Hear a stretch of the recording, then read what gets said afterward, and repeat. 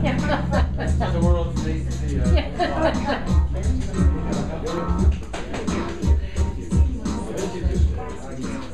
Just a 1, 2, 1, 2, 1, 2.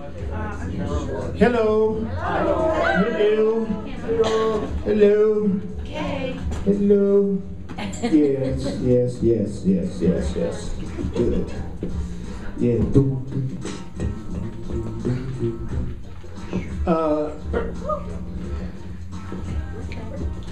First thing I'd like to invite you to do is relax, get rid of your serious bone. You don't have to believe anything that you hear me say in this class. You don't have to accept anything you hear me say in this class. You don't have to welcome anything that you hear me say in this class. Do you know that some of the things I say you're going to actively resist? Probably some of the things I say you're going to find hard to believe. You might even go, what the hell is he talking about? This is the strangest thing I've ever been to in my life. Well, at the very least, it keeps you from having a dull evening. You know, it'd be an evening that's a little bit different from one that you've had. You know what I mean? If you use the ideas that you hear me talk about tonight, the use of the ideas will show you that the ideas are true. So I'm here because I want to experience joy, peace, cool relationships, prosperity, connection to my source, safety. I call my source God. You can use whatever word you like to use. And I've learned that my thoughts create my perception of my experience, and my thoughts create my reality. New Thought teaches that we are unlimited beings inhabiting a physical body, and we are creating our reality through our predominant thoughts, feelings, emotions, and beliefs. And a lot of those beliefs are subconscious, and a lot of those beliefs are not conscious. So even our conscious and our unconscious thoughts are creating our experience right now. So whatever you're seeing right now, whatever you're hearing right now, do you know you're not hearing me? You're not hearing me. You're hearing your interpretation of what you think I'm saying. Do you know you're not hearing me? You're really just hearing what you're telling yourself right now about what I'm saying. Do you know you're not hearing me? I'm not hearing you. You're just hearing what you're telling yourself about what I'm saying right now. There's me talking, and then there's your interpretation of what you think I'm saying, and then your interpretation of what you think I'm saying is what's talking to you right now. So remember, there's always me and you, and then our perception is between us. Our interpretation is between us. So there are a few points I'd like to start off just to kind of get the energy warmed up in the course of love. I'm going to say a few things, and I just like you to think about a situation in your life right now that you may be feeling some fear about, some upset about, something you're not giving yourself peace about, something you've been thinking about maybe before you came in the door, something you were thinking about that was keeping you from feeling good, smiling. As a matter of fact, let's do something that looks silly. Let's look around the room and actually pretend we can smile. When you feel silly, you know you're getting there. When you feel self-conscious, you know you're getting there. Yeah, did you notice that when you were smiling, everybody would seem to be smiling back? It's amazing how many people want relationships, but when you look at their face, they look something like this.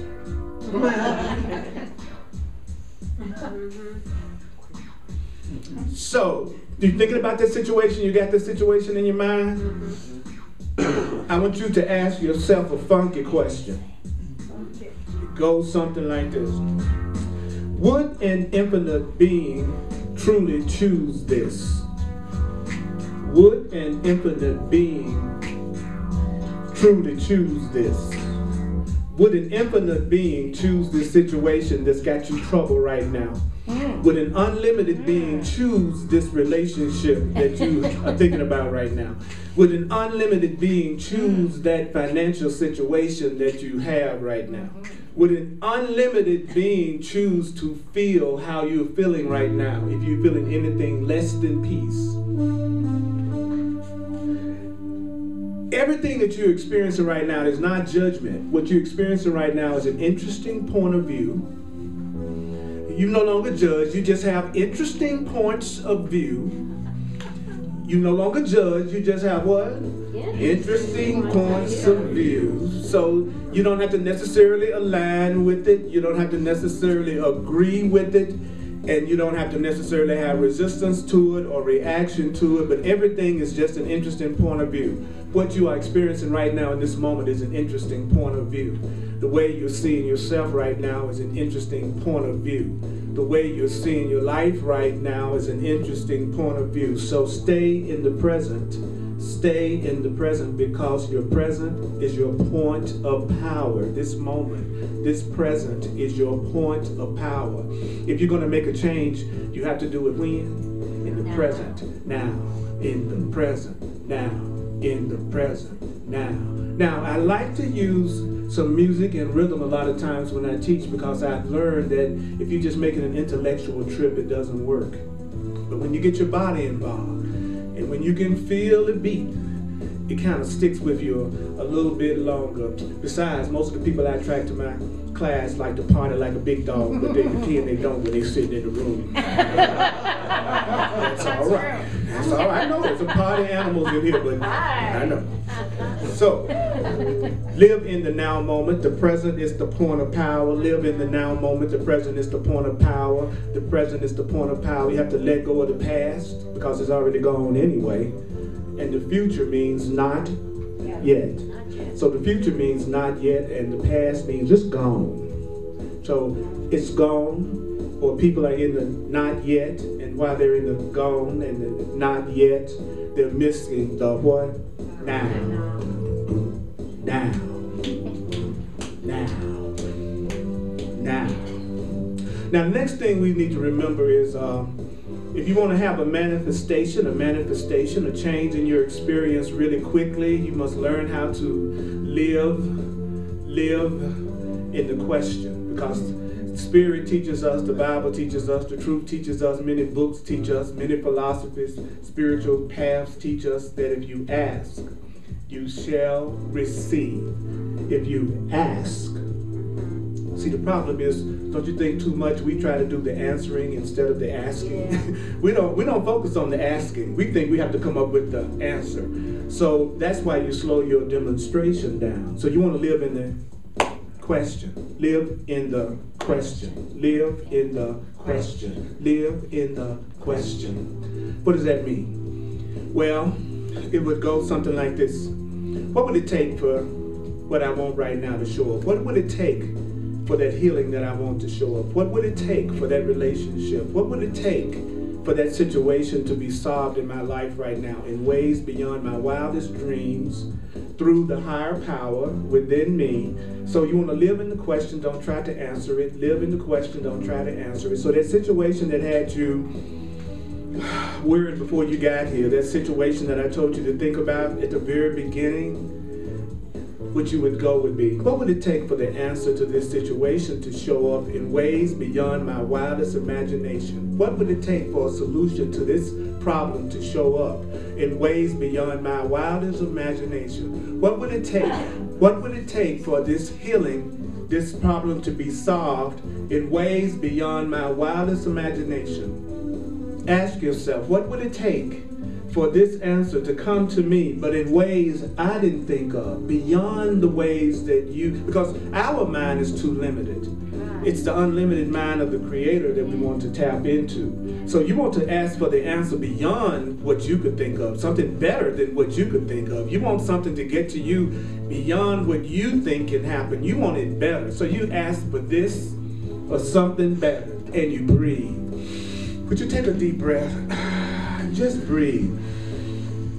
Let go of the form you think it should come in. Let go of how significant you think it is. Let go of the structure that you think is going on around it.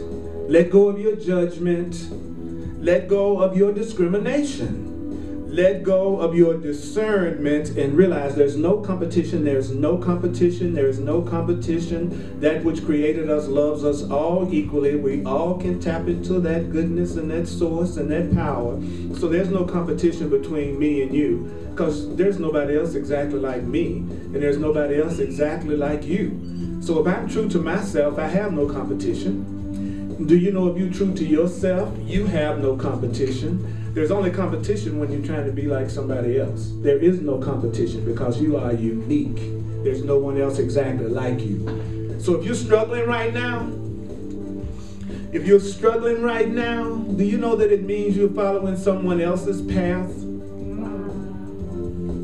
Do you know that if you're struggling right now, you're not paying attention to your own personal creativity, your personal self, you're following what someone else probably told you you should be doing, what you should believe in, what you should seek for? So that's why I say, you don't have to believe it, accept it, welcome it. I'm not trying to convert anybody. I'm just trying to join with some people who want peace and another way of looking at it. Peace and another way of looking at things. I just want to join with some people who want to be sane, who want to experience some love and some safety. I don't care about changing anybody. It's hard enough to change me. Why would I want to spend all day trying to change you? I'm too lazy. I don't have the energy. You know what I mean? And the way you're seeking your happiness right now is you waiting for somebody to change, and then you're going to be okay. And you waiting for that job to change, then you're going to be okay. So as this thing outside of you changes, then you're going to be happy. That's such a slow path. That's such a slow path. So, the next thing you do if you want to change really, really quick is you start to let go of your story. Start to let go of your story. You know your story, right? You know your story. So don't listen to the story, don't tell the story, don't buy the story. You know, unless you're going to use the story to take you towards your goal, the story doesn't have any power. The story doesn't mean anything if you're not going to use it to your advantage. Do you know that most people use their story as an excuse not to change?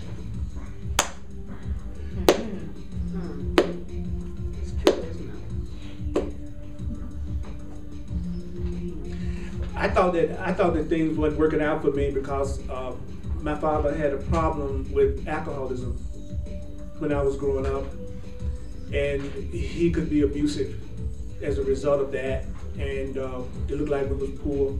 And then on top of being really poor, our house burned down. How's that for a story? Black in the South with a burned down house with the alcoholic father. Don't y'all think that's pretty good? Don't you think that's pretty good?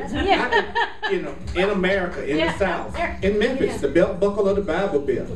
All right, I could just go, oh my God, I'm just a victim of everything. It's all the stuff that's happened to me is keeping me from being happy right now. But you know what? I came to realize that my father had a deep call for love, and that he was feeling very, very guilty. And out of his guilt, he was attacking because he felt worthless and he didn't love himself the way that he should. Now, I learned how to see it differently through my spiritual teachings and my spiritual path.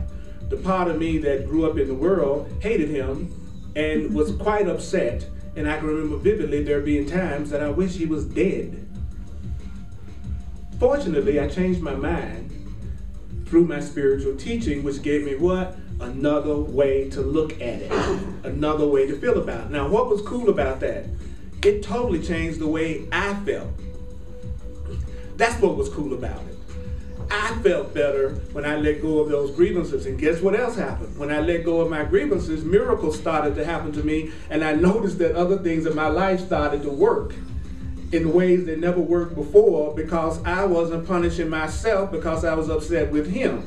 Do you know that if you're angry all the time, you're just attacking yourself because you're upset with somebody else? This is like me telling you, you make me mad, and because you make me so mad, I'm going to take this knife and go, see?